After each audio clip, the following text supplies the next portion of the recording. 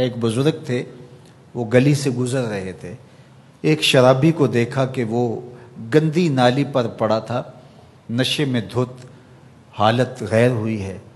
انسانی ناطے اس پر ترس آیا، اس کو وہاں سے اٹھایا، اس کا منہ دھویا اور اس کے گھر چھوڑ آئے۔ خیرات ہوئی، سحری کے وقت، تہجد کے وقت وہ مسجد میں گئے، وہ بزرگ جیسا ان کی عادت تھی، تو دیکھا کہ ان سے پہلے آج کوئی شخص تہجد کے مصلی پہ بیٹھا ہے اور نوافل ادا کر رہا ہے۔ بڑی حیرت ہوئی، دیکھا تو یہ وہی شخص تھا جس کو آج دوپہر کو گندی نالی سے اٹھا کر کے اس کا منہ دھو کر کے ان کے گھر چھوڑ کے آئے تھے۔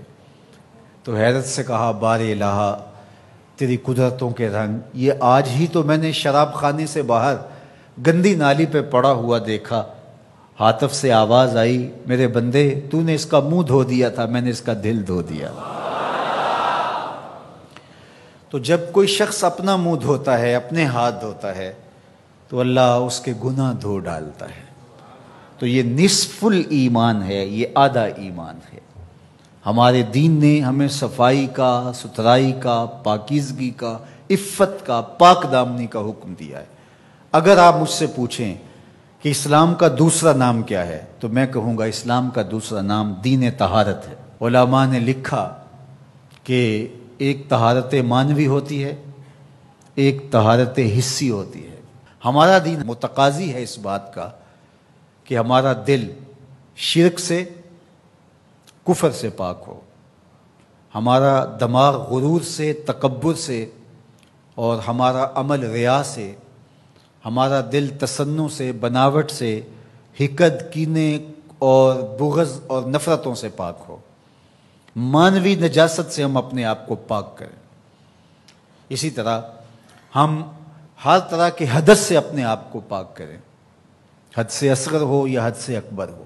وضو سے رہیں، وضو پر وضو کرنا مستحب ہے اور یہ قربت الہی کا ذریعہ ہے، اور ہر وضو کے ساتھ مسواک کرنا مستحب ہے، اور اگر مسواک نہیں ہے تو آپ انگلی کے ساتھ اپنے دانتوں کو صاف کریں۔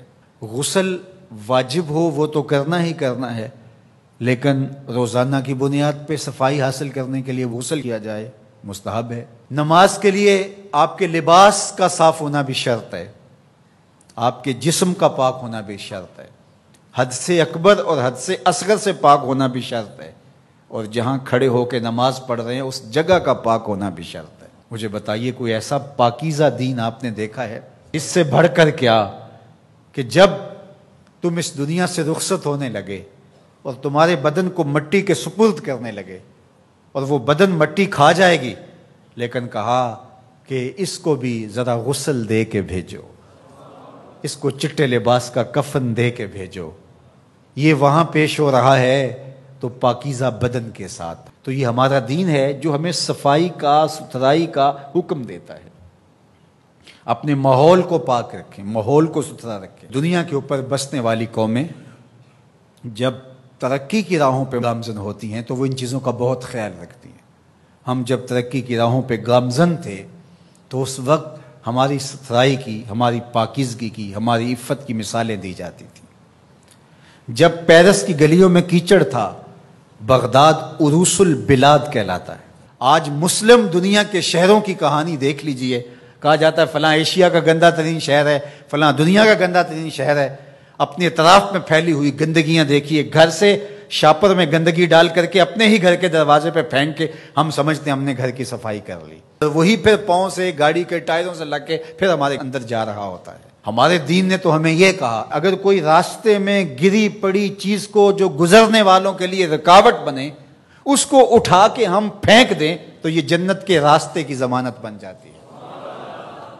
اور ہم نے 8 فٹ کی گلی میں 3 فٹ کی تھڑی پکی ڈال دی، ہم نے جنریٹر باہر لگا دیا، ہم نے گھر کی موٹر باہر لگا دی۔ اگر ہمارے گھر کے پاس کوئی خالی پلاٹ موجود ہے تو وہ گندگی کا ڈھیر بن گیا ہے۔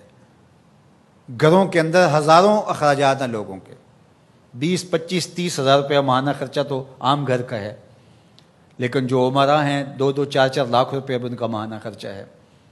تو جہاں اتنا خرچہ ہر بندہ اپنے گھر میں کر رہا ہے، تو صرف 1-1 ہزار روپیہ ڈال کر کے اپنی گلی کی صفائی کا اہتمام نہیں کر سکتا؟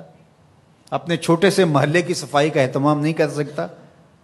اگر وہ کر لے تو 1000 روپے اس کو بجلی کا بل بچ جائے. وہ جو روز دھوتا ہے اپنے گھر کو اور یہی گندگی پاؤں سے لگ کے اندر جا رہی ہوتی ہے، اگر محلہ صاف ہوگا تو یہ نہیں جائے گی. اس کا اپنا فائدہ ہے، اس کا 1000 روپیہ پھر بھی بچ جائے گا.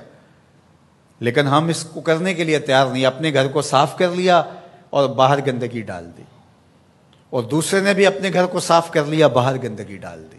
راستے کے اندر گاڑی کھڑی کر دینا، چلتے راہ کے اندر ریت مٹی پھینک دینا، اور پھر 2 دن اس کو اٹھانا ہی نہ. لوگ اذیت سے گزرتے، کوئی بات نہیں. کس طرح کا معاشرہ بن گیا ہوا ہے؟ کس طرح بندہ گوارا کرتا ہے کہ اس نے سڑک پہ موٹر سائیکل کھڑی کی ہوئی ہے اور پیچھے ٹریفک رکی ہوئی ہے، اور وہ مزے سے جو ہے وہ اندر سے کلفی لے رہا ہے، کوئی اور چیز لے رہا ہے، اور لوگ ہارن بجا رہے ہیں، وہ کہتا ہے بہ جو تنو آگے لگی ہے. وہ کہتے ہیں جی اس نے بھی تو روکا ہوا تھا، مجھے کیا ہے؟ عجیب کہانی ہے بھائی. کیا یہ ایک مسلمان کا طریقہ ہے؟ یہ تو ایک اچھے انسان کا طریقہ بھی نہیں ہے. مسلمان تو اس سے اوپر والے درجے کا شخص ہوتا ہے. اچھا انسان ہونا بہت بڑی بات ہے، اچھا مسلمان ہونا تو اس سے بڑی بات ہے. تو ہم سوچیں کہ جو ہمارے تیور، لچھن، طرز زندگی، انداز معاشرت ہے، وہ ایک اچھے مسلمان ہونے کی تو دور کی بات، اچھے انسان ہونے کی بھی نہیں ہے. تو ہمارا دین صفائی کا دین ہے، ہمارا دین پاکیزگی کا دین ہے. ماحول کی پاکیزگی سے لے کر ذات کی پاکیزگی تک، ظاہری پاکیزگی سے لے کے باطنی پاکیزگی تک، خیالوں کی پاکیزگی سے لے کے سوچوں کی پاکیزگی تک، طرز زندگی کی پاکیزگی سے لے کر انداز معاشرت کی پاکیزگی تک.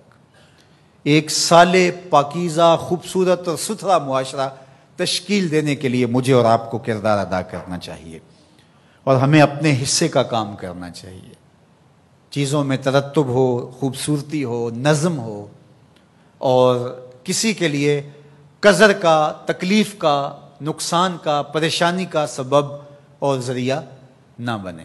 آج کے زمانے میں یہ بات پورے زور سے کہی جاتی ہے کہ جب آپ نے راز بتا دیا تو پھر وہ راز نہیں رہا، اور واقعتاً آج ایسے ہی ہے. لیکن ماضی میں ایسا نہیں ہوتا تھا، اور آج بھی جو اللہ کے بندے ہیں، جو حقیقی فلاح اور کامرانی والے لوگ ہیں، وہ آج بھی ان چیزوں کی پاسداری کرتے ہیں. یہ امانت ہے، اس امانت کو ضائع نہیں کرتے. اسی طرح آپ جو کام کرنے جا رہے ہیں، جو آپ کا ذمہ لگایا گیا، تاکہ مزدور 8 گھنٹے کی ڈیوٹی ہے تو وہ اس کے اندر کام چور بن جائے تو وہ بھی امانت کے اندر خیانت کر رہا. دفتری ذمہ داریاں ہیں تو وہ ان کو نہ نبھائیں. سارا دن سائلین باہر دھکے کھا رہے ہوتے ہیں اور اندر میٹنگز چل رہی ہوتی ہیں. آپ کو منصب دیا گیا تھا لوگوں کی ضرورتوں کو پورا کرنے کے لیے. آپ کی ذمہ داریوں میں یہ چیز شامل ہے کہ آنے والے لوگوں کی ضرورت کو پورا کریں.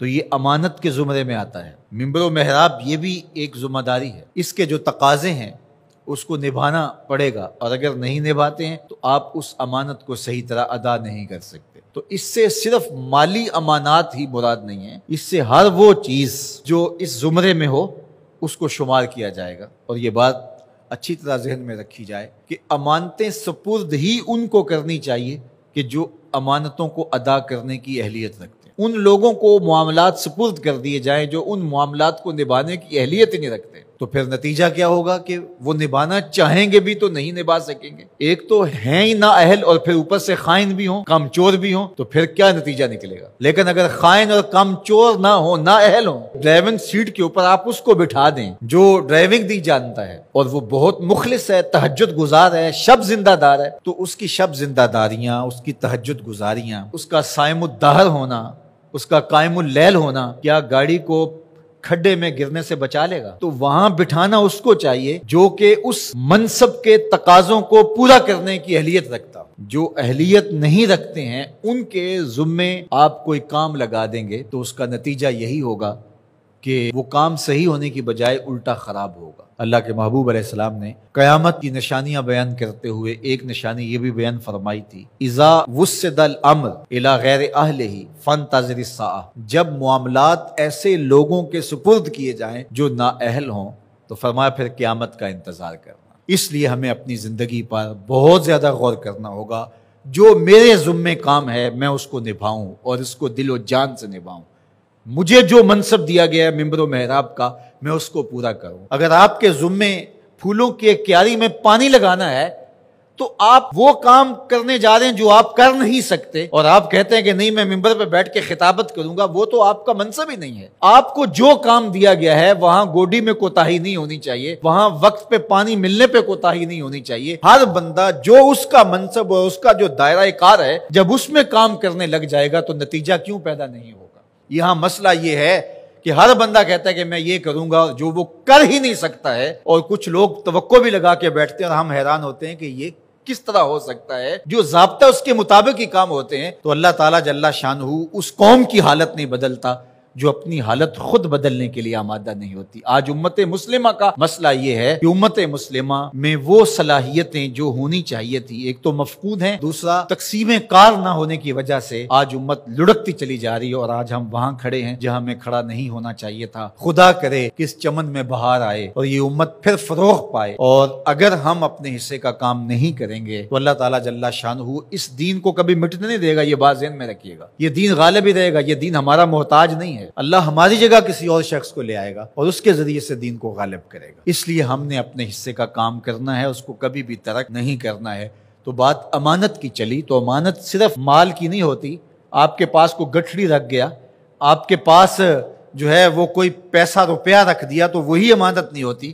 آپ کی صلاحیتیں بھی امانت ہیں، اور آپ کا منصب بھی امانت ہے۔ آپ پر جو لوگوں نے توقع کی، ٹرسٹ کیا، وہ بھی امانت ہے۔ اور آپ سے کسی نے گفتگو کی، گھر کی بات شیئر کی، آپ کو پیر سمجھ کے، مرشد سمجھ کے، بڑا سمجھ کے، محلے کا بڑا سمجھ کے، تو وہ بھی امانت ہے۔ تو اللہ تعالیٰ جل شانہ نے یہاں دو چیزیں خاص طور پہ بیان فرمائی، امانت اور عہد کے اندر جو وعدہ کر دیا ہے اس کے اندر خیانت نہ کی جائے۔ یہ دو چیزیں اگر نہیں ہیں تو پھر دین ہی نہیں ہے۔ لا دین لمن لا عہد لہ، جس کا عہد نہیں ہے اس کا دین ہی نہیں ہے۔